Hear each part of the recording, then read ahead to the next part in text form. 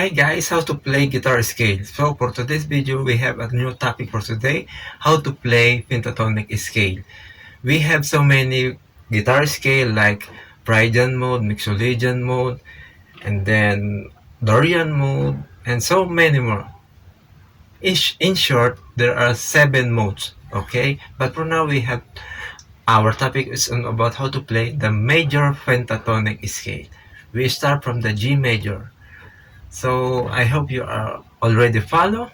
So Suriaco Garcia on Facebook and Axki TV Guitar Lovers on YouTube. So we have to start right now, okay? How to play G major pentatonic scale. If you do not have an idea about how to play that pentatonic scale, so this is the G note.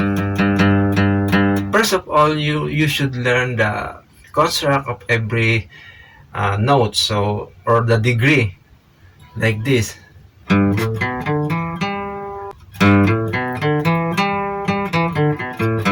So on that case, we have a construct of that G major pentatonic scale. The construct of the G major pentatonic is 1, 2, 3, 5, 6. This is the 1, 1, 2, 3, 5, and then 6. And then the notes G, A, B, G, A, B, D, and then F. G, A, B, D, F. And then the degree 1, 2, 3, 1, 2, 3, 5, and then 6. And then if you add this is the octave of the G or the tonic. So that is the first scale, G major pentatonic scale, and its formula. Okay, so let's now proceed to the minor. So it's up to you if it's okay to you to learn the construct of every or the formula, to learn every formula of the scale, like the G major pentatonic scale and G minor pentatonic scale. So for now, let's now proceed to the minor pentatonic scale of G. So the construct or the formula or the degree of the pentatonic scale, we start from the 1. This is the 1, and then the flat 3, the B flat, and then the C is the 4th, and then the 5 is the D, and then the F is the flat 7 or the minor 7. Oh, that is the G minor pentatonic scale. Or this. So this is the G minor pentatonic scale.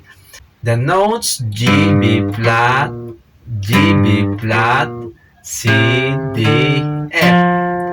And then the formula 1, flat 3, 4, 5, and then flat 7. And that is the formula of the G minor pentatonic scale. So what about how to execute? So it's up to you if you want to make it more beautiful like this. This is the G minor pentatonic scale. How to be beautiful in different approach like this. So first approach.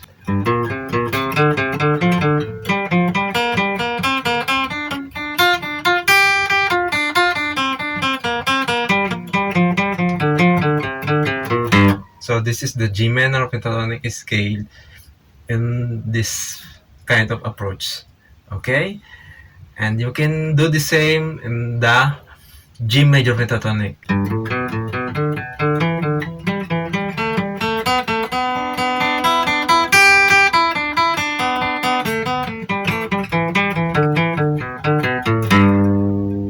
So this is the kind of approach. Or you can approach on the basic approach, on AC approach. Okay, it's up to you if you want to learn different kinds of approaching. So if this video helps you, so please don't forget to follow, like, share, and subscribe. Thank you for watching and have a good day.